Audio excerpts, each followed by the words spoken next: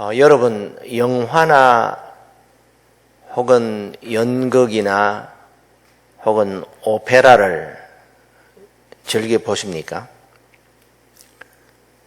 거기에 보면은 등장인물이 나옵니다. 주연이 있고 조연이 있고 그리고 엑스트라가 있습니다. 주연은 그야말로 그 영화나 연극 혹은 오페라의 주인공입니다. 그 사람을 중심해서 연극이나 영화 혹은 오페라가 만들어지고 진행이 되죠. 조연은 주연을 빛나게 해주는 역할을 하는 사람입니다. 개인적으로 아무리 뛰어나다고 할지라도 조연이 주연보다 더 튀면 안 되는 겁니다. 엑스트라는 영화나 연극 혹은 오페라에서 군중이나 행인 등 단역으로 나오는 임시 고용의 출연자인데 사실 그 역할은 미미합니다. 그래도 이 역할은 영화나 연극 혹은 오페라를 구성하는 데 있어서 조미료의 역할을 합니다. 방금 우리가 함께 읽은 이 본문에 나오는 내용을 만약 영화나 연극이나 혹은 오페라로 만든다면 세 종류의 인물이 등장을 합니다. 만일 내가 그 이야기 속에 등장한다면 어떤 역할을 할 수 있을런지, 어떤 역할에 적합한 사람인지 하는 것을 한번 생각을 해 보십시다. 영화나 연극 혹은 오페라를 재밌게 관람하는 방법은 내가 그 속에 들어가는 겁니다. 마치 나도 그 현장에 있는 것처럼 거기에 몰입하면 아주 재미가 있습니다. 그러면 오늘 아침 읽은 이 본문의 그 환경 가운데, 그 상황 가운데 한번 들어가 보십시다. 우리가 너무나 잘 아는 내용의 말씀 아닙니까? 이 내용 가운데 오늘 아침 한번 들어가 보자 말씀입니다. 여기 들어가면 첫 번째로 예수님이 등장하십니다. 이 이야기에 있어서 예수님이 단연코 주인공이십니다. 하나님이신 그분이 이 땅에 와 주신 것만 해도 너무너무 감사한데 죄인에게 구원을 베풀어 주실 뿐 아니라 보리떡 5개와 물고기 2마리로 5,000명을 먹이신 이 사건을 통하여 육신적으로 배고픈 사람들까지도 세밀하게 챙겨주시니 너무 감사하죠. 한국 교회사에 따르면은 1893년 6월에 조선에서 6번째로 곤당골 교회라고 하는 교회가 지금 서울 롯데호텔 근처에 세워졌습니다. 그 교회에 박성춘이라고 하는 사람이 있었습니다. 그런데 이분은 본래 백정 출신입니다. 당시 백정은 천민 계급 가운데서도 가장 천민이었습니다. 지금은 정육점을 한다고 하면 깔보는 사람 아무도 없습니다. 그런데 그 당시는 안 그랬습니다. 아무리 나이가 많은 백정이라도 어린 양반 자식 앞에서 머리도 들지 못하고 상대방의 눈도 바로 쳐다보질 못했습니다. 그들은 오늘날 인도로 말하자면 인도 카스트 계급 제도가 있는 나라인데 제일 밑에 있는 불가촉 천민 계급입니다. 그러니까 백정으로 태어나서 백정으로 살다가 백정의 딸을 만나서 백정을 낳고 살다가 백정으로 죽는 겁니다. 그러니 신분 상승이라고 하는 것은 꿈도 꿀 수 없는 그런 일이었습니다. 백정들에게 있어서 다른 방법은 아예 없었습니다. 그러나 이 박성춘이라는 백정은 생각이 좀 달랐습니다. 아들이 하나 있었는데 이름이 봉출입니다. 이 아들 봉출이를 일부러 선교사가 운영하는 학교에 보냈습니다. 예수 믿을 생각 때문이 아니라 혹시 아들 때문에 신분이 좀 달라질 수 있을까 해서 보낸 것이지 교회는 아예 관심이 없었습니다. 그런데 어느 날 갑자기 이 사람이 콜레라에 걸렸습니다. 그 당시에는 콜레라로 죽는 사람이 부지기수였는데 아들 봉출이 때문에 고종 황제를 치료했던 에비선 선교사가 그 누추한 집을 방문했고 상감마마를 만졌던 그 손으로 정성껏 박성춘을 치료해 주어서 나았습니다. 정말 상상도 할 수 없는 은혜를 입은 것이죠. 그래서 그 사랑에 감격해서 박성춘은 스스로 교회에 출석하기 시작했습니다. 여러분, 사람을 변화시키는 것은요, 그냥 교회만 오라고 한다고 되는 일이 아닙니다. 사람은 감동을 받아야 돼요. 감동을 받아야 교회에 나오게 되는 겁니다. 여러분은 여러분의 이웃들에게 감동을 주는 사람입니까? 이웃이 여러분 때문에 감동을 받으시냐, 그런 말씀이에요. 우리 예수님은 상감마마보다 더 높으신 분입니다. 예수님은 백정 박성춘보다 더 가련한 나요, 죄로 인하여 죽었던 나에게 찾아오셔서 나의 죄를 대신하여 십자가에서 죽으시고 내 죄를 용서하셨고 나를 하나님의 자녀로 삼으셨습니다. 마귀의 자식이었던 나를 하나님의 자녀로, 그야말로 엄청난 신분 상승을 해 주셨습니다.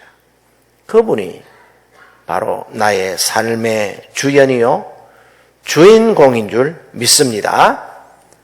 오늘 예수님은 보리떡 5개와 물고기 2마리로 여자와 어린 아이들까지 다 포함한다면 2만 명이나 되는 사람들을 배불리 먹이셨습니다. 여러분도 이 예수님을 만나기만 하면 그분 때문에 내 인생이 달라지고 새 사람이 됩니다. 그분은 내가 과거에 어떻게 살았던지 관계없이 지난 과거를 묻지 않으시고 나의 죄를 용서하시고 지금부터 나의 남은 미래를 책임져 주실 줄 믿습니다. 두 번째로 여기에 여자와 제자들과 어린 아이가 등장합니다. 이들은 이 스토리에 있어서 조연들입니다. 조연들은 각각 자기가 맡은 역할이 있지만은 주된 역할은 주인공을 빛나게 해주는 역할입니다. 만일 조연이 마치 자기가 주연인 양 착각하면서 설쳐대면 그 영화나 연극이나 오페라는 망치게 됩니다. 가끔 우리가 결혼식장에 가게 되는데 결혼식장에 가보면 신랑이나 신부의 친구 가운데 그날의 주인공인 신랑과 신부보다 더 멋지고 아름답고 예쁘게 꾸미고 나타나는 친구들이 있습니다. 그 사람들이 신랑과 신부의 들러리를 서면 결혼식은 좀 뻘쭘해집니다. 저도 사실은 젊을 때는 결혼식에 갈 때마다 늘 조심해야만 했습니다. 나를 신랑인 줄 아는 거예요. 제가 무슨 말씀을 여러분들에게 드리고 싶은 겁니까? 들러리들의 사명은 어떻게 했든지 그날의 주인공을 초점 맞추고 주인공을 빛나게 해 주어야 되는 사람이라 그런 얘기입니다. 모든 하객들은 오직 이날만은 그날의 주인공인 신랑과 신부에게만 초점을 맞춰야 합니다. 오늘의 조연은 예수님의 제자들이고 그리고 보리떡 5개와 물고기 2마리를 예수님께로 가지고 온 아이입니다. 예수님의 제자들은 들판에 있는 그 많은 무리들을 무엇으로 먹어야 할지 걱정이 태산이었습니다. 이때 계산에 재빠른 빌립은 그 많은 재정을 어떻게 충당할 수 있을까 나름 염려하면서 사람들에게 조금씩 허기만 면하도록 나눠준다 할지라도 적어도 200데나리온의 떡도 어림없겠다고 예수님께 말씀을 드렸습니다. 한 데나리온은 그 당시 노동자의 하루 품삯에 해당하는 액수입니다. 그러니까 오늘날로 치자면은 하루 품삯이 8만 원쯤 되니까 200데나리온은 1600만 원 정도가 됩니다. 그러니까 여기에 있는 사람들을 허기만 면하게 해준다 할지라도 1600만 원의 돈이 필요한 상황입니다. 게다가 가령 1600만 원의 돈이 있다고 하더라도 어디에서 이 많은 사람들이 먹을 수 있는 음식을 한꺼번에 구할 수 있단 말입니까? 그래서 걱정을 하고 있었습니다. 그런데 빌립은 예수님이 누구신지 아직도 잘 파악이 안 되는 것 같습니다. 물로 포도주를 만드셨고 38년 된 중풍병자를 고치신 예수님이 이번에도 이쯤이야 기적을 베푸실 것을 믿어야 했지만 그러질 못했습니다. 마치 자기가 모든 것을 책임져야 하는 것처럼 그저 염려만 하고 있는 거예요. 그래도 안드레는 그나마 좀 나은 것 같습니다.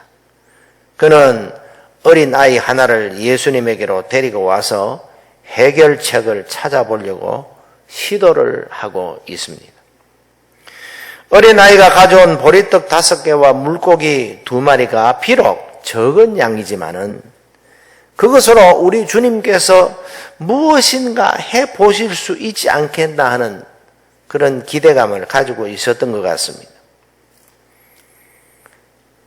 여기에 어린아이가 등장을 합니다. 여기에 등장하는 어린아이도 역시 조연의 반열에 서 있습니다. 어쩌면은 가장 절실할 때 가장 필요한 사람이 등장한 것 같습니다.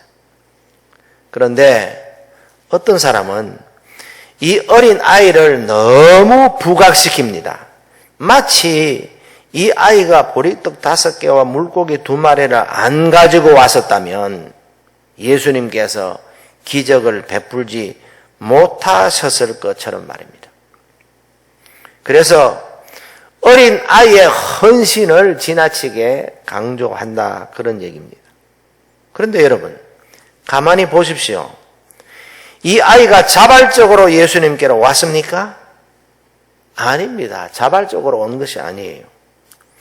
안드레가 예수님께로 이 아이를 데리고 왔습니다. 요한복음 6장 8절 9절에 보면 제자 중 하나 곧 시몬 베드로의 형제 안드레가 예수께 여짜오되 여기 한 아이가 있어 보리떡 5개와 물고기 2마리를 가지고 있나이다. 그러나 그것이 이 많은 사람에게 얼마나 되겠사옵나이까 그랬습니다. 아이가 가져온 보리떡 5개, 물고기 2마리, 아이 하나가 겨우 먹을 수 있는 그런 분량의 음식입니다. 어쩌면 아이는 집에서 어머니가 싸주신 도시락을 몰래 혼자 먹으려고 했을지도 모릅니다. 그러나 이리저리 뛰어다니면서 해결 방법을 찾던 안드레에게 발견되었고 아마 설득을 받아서 예수님에게로 오지 않았을까 그렇게 생각이 됩니다. 여러분, 그렇다면 누가 주연입니까? 그래도 이 어린 아이가 주연입니까? 아닙니다. 아직도 여전히 우리 예수님이 주연이십니다. 우리 예수님이 주인공이란 말씀입니다.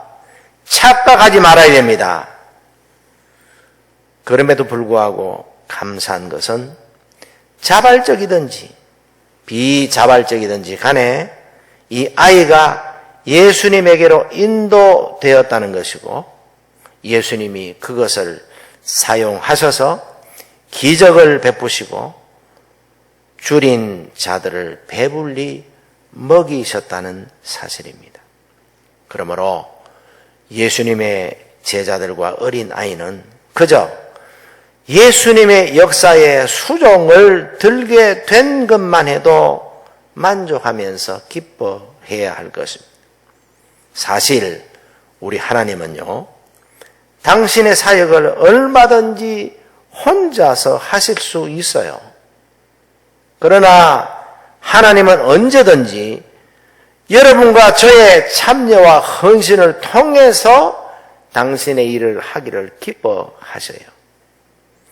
하나님은 우리가 전도하지 않아도, 하나님은 우리가 선교사를 파송하지 않아도 하나님께서는 다른 사람들을 사용하셔서 어떤 방법으로든지 구원하실 자들은 다 구원하십니다.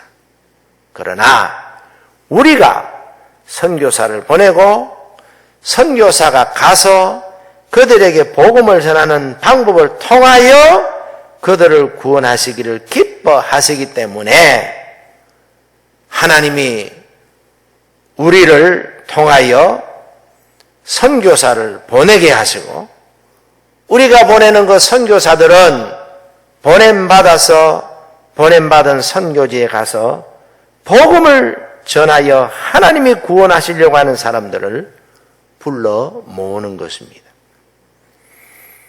그런데 이 아이의 헌신과 예수님의 축복 기도로 예수님의 기적은 준비되었지만 이것을 실천에 옮길 제자들의 참여가 너무나 중요했습니다. 예수님은 제자들에게 군중들을 50명씩 그룹을 만들어서 앉게 하셨습니다.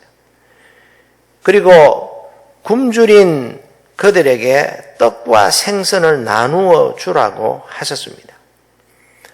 저는 개인적으로 예수님의 기적이 언제 일어났느냐라고 묻는다면 예수님이 주신 떡과 생선을 제자들이 군중들에게 나누어 줄 때에 일어났다고 믿는 사람입니다.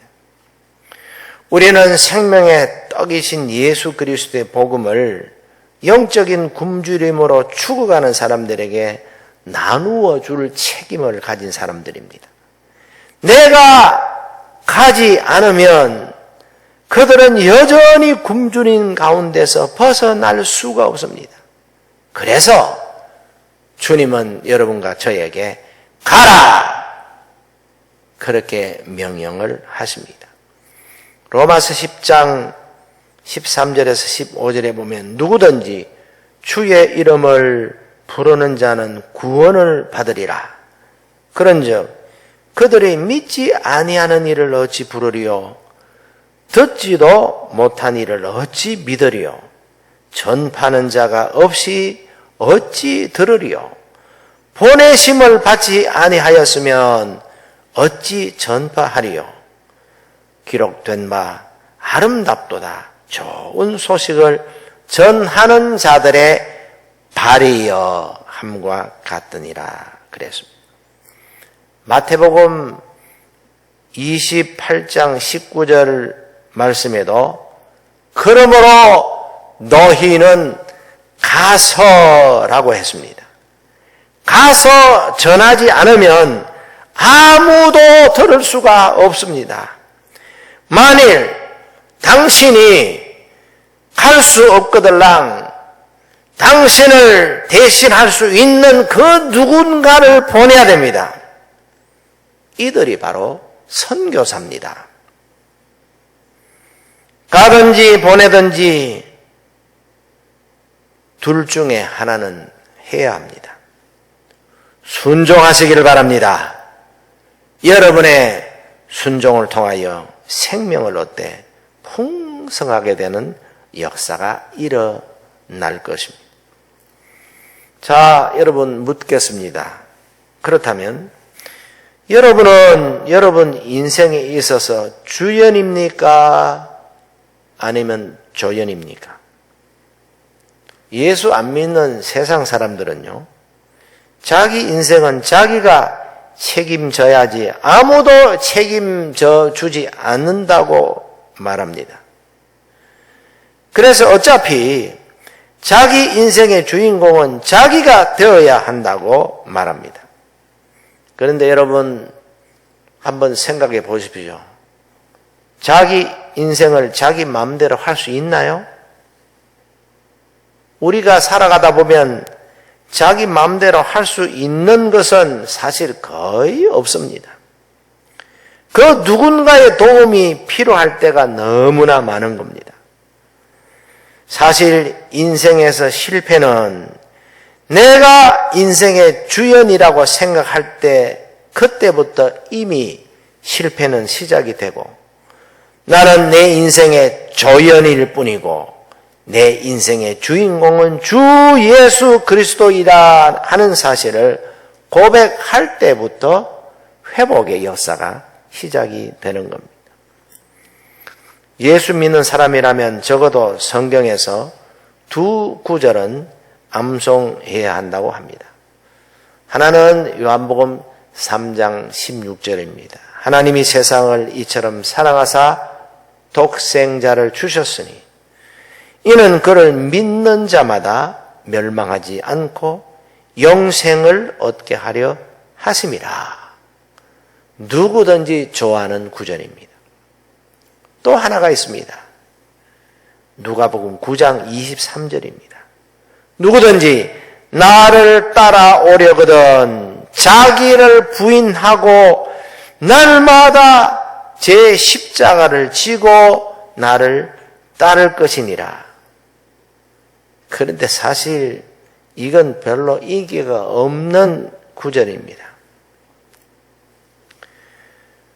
그런데 여러분, 주님을 따르려면 고난을 각오해야 한다는 이 말씀을 좋아하는 사람은 별로 없지만은 이 말씀이 주님을 따르는 자들에게 얼마나 중요한지 모릅니다. 이 말씀이 사실 우리의 주연이요 인생의 주인공 되시는 예수님이 우리에게 정말로 원하시는 구절입니다. 그런데 여기에서 우리가 잊지 말아야 할 것이 하나 있습니다. 우리는 조연이 되어야 하지만 악역을 맡는 조연이 되어서는 결코 안 됩니다. 우리가 드라마를 보면 악역을 맡는 자는 늘 주연을 괴롭히고 못살게 굽니다. 성경에 보면 우리 인생의 주인공 되시는 예수님의 마음을 아프게 하는 조연들이 나옵니다. 특히 가룟 유다 같은 사람입니다. 베드로는 인간의 연약함 때문에 비록 한순간 예수님을 배반했고 요나도 하나님의 명령을 거스리는 죄를 범했지만 철저하게 회개했을 때에 다시 회복이 되었지만 가룟 유다는 끝까지 회개하지 않았고 예수님을 팔아서 번 돈 은 30과 함께 멸망을 당했습니다.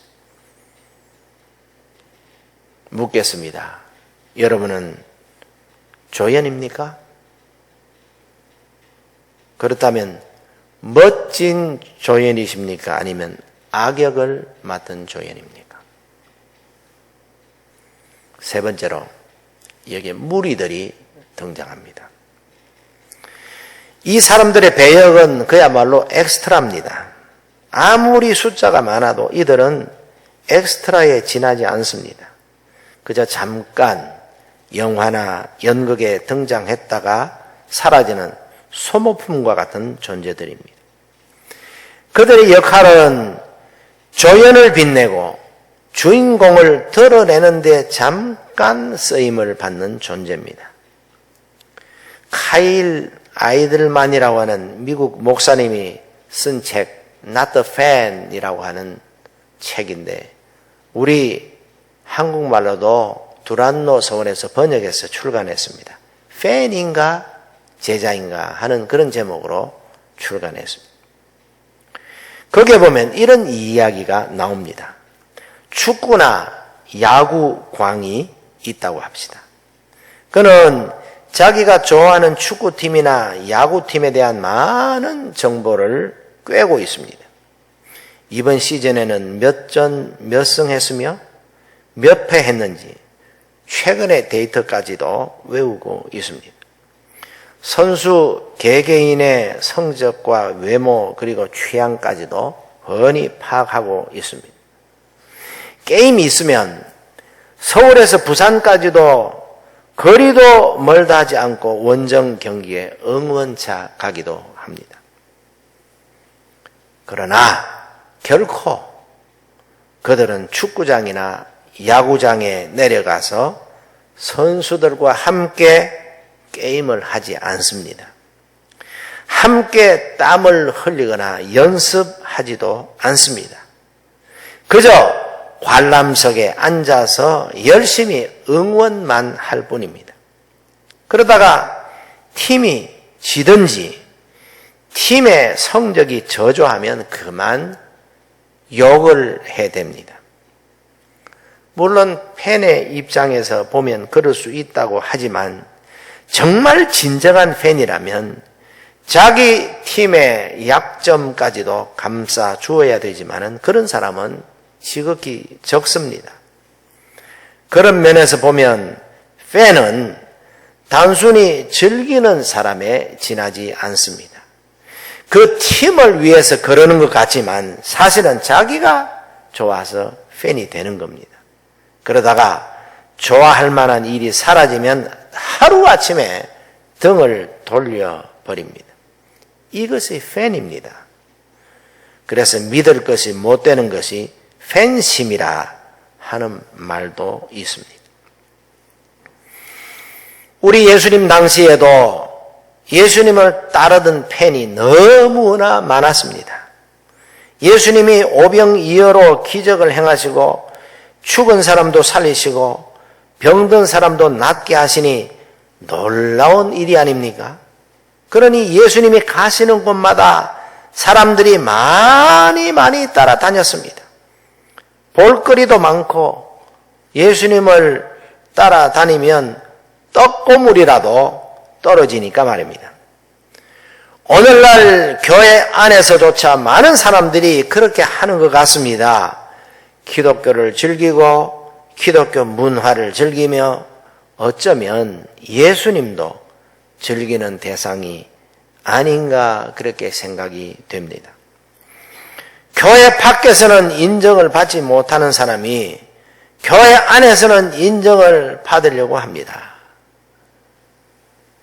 그렇다면 신앙인처럼 보이지만 그는 그저 예수님의 팬일 따름이고, 이런 사람은 주님을 위해서가 아니라 자신의 이익을 위해서 교회 공동체에 몸을 담고 있는 것이 아닐까요? 오늘 읽은 본문에는 팬 대신에 무리라고 하는 단어를 사용하고 있습니다. 바로 그 사람들입니다. 예수님의 주위에는 늘 이런 사람들로 붐볐습니다. 그들은 예수님의 제자들과는 구별이 되는 사람들입니다. 그들이 예수님 주위로 모여드는 것은 기적을 행하시는 주님을 구경하려고, 또 기적을 즐기고 이익도 좀 보려고 모여든 사람들이었습니다. 그러나 정작 예수님을 위해서 희생을 하고 손해를 보며 고난을 당해야 할 때는 미련 없이 떠나갔습니다. 그게 팬입니다. 그때나 지금이나 예수님 주위에는, 교회 주변에는 이런 사람들로 가득 찼습니다. 여러분 꼭 기억하시기를 바랍니다. 무리들은 절대로 제자가 아닙니다. 그저 팬일 뿐입니다. 그러나 진정한 예수님의 제자라면 달라야 합니다. 자신의 유익을 위해서가 아니라 예수님을 위해서 사는 사람들입니다. 예수님을 닮으려고 무진장 애를 쓰는 사람들입니다. 이런 사람은 관중석에 앉아서 그저 구경만 하는 사람이 아니라 축구장에 뛰어내려가서 같이 비지땀을 흘리면서 선수들과 같이 훈련하는 사람들입니다. 그 어떤 어려움도 팀과 함께 할 준비가 되어 있는 사람입니다. 우리 예수님은 그저 우리가 예수님을 좋아해서 따르는 팬 정도로 살기를 원치 않으세요. 진심으로 예수님을 사랑하여 따르는 제자가 되기를 원하십니다. 자기를 따르려면 고난을 각오하고 따르라고 말씀하십니다. 매일매일 자기를 부인하고 자기 십자가를 지고 따라야 한다고 말씀하십니다. 예수님을 따르다가 어쩌면 죽을지도 모르지만 끝까지 따르는 사람만이 예수님의 참된 제자가 될 자격이 있습니다. 그런 사람은 예수님이 마지막 날에 다시 살리십니다. 부활의 신앙이죠. 그렇기 때문에 우리는 날마다 죽는 연습을 해야 합니다. 그래야 주연 되시는 주님을 드러낼 수가 있습니다. 자신을 죽이는 자는 하나님께서 그를 다시 살리십니다. 누가복음 9장 24절에 보면 누구든지 제 목숨을 구원하고자 하면 잃을 것이요 나를 위하여 제 목숨을 잃으면 구원하리라. 오늘 새벽에 여러분 이 결심을 하시기를 바랍니다. 결론을 맺겠습니다. 다시 처음으로 돌아가서 묻습니다. 여러분은 위대한 하나님의 계획 가운데 어떤 역할을 맡은 자입니까? 당신의 인생 가운데 어떤 역할을 맡은 자입니까? 기억하십시오. 주에는 단 한 분밖에 없습니다.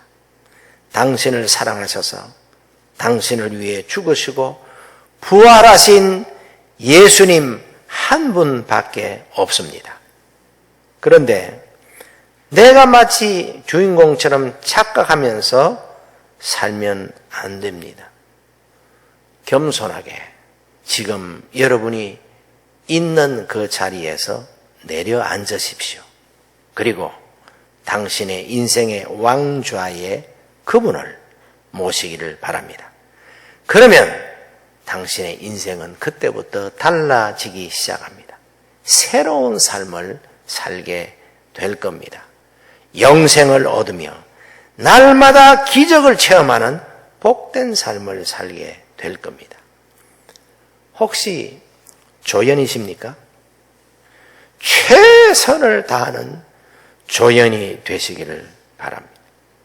자기가 맡은 역할의 120%를 달성하는 조연이 되시기를 바랍니다. 주연 되신 예수님을 마음껏 높이는 조연이 되시기를 바랍니다. 예수님께서 오병이어의 기적을 베풀었을 때 이 생선과 빵을 군중들에게 마음껏 나눠주는 예수님의 제자가 되십시오. 그러나 결코 내 것으로 나누는 것이 아님을 기억하면서 겸손하게 하나님의 일에 수종드십시다. 사랑하는 여러분, 여러분도 여러 번 들으셨던 이야기, 오늘날 교회 안에는 세 종류의 교인이 있다고 하잖아요. 있으나 마나한 교인, 가룟 유다같이 절대로 있어서는 안 되는 교인, 그리고 꼭 있어야 할 교인입니다. 여러분은 어떤 종류의 교인이십니까? 베드로, 야고보, 요한 같은 제자가 됩시다. 그저 예수님이 좋아서 따르는 예수님의 팬 정도가 아니라 예수님을 사랑함으로 그 어떤 고난도 각오하고 따르는 예수님의 제자가 됩시다. 이 시간에 우리 다 같이 하나님께 헌신의 기도를 올려드리십시다.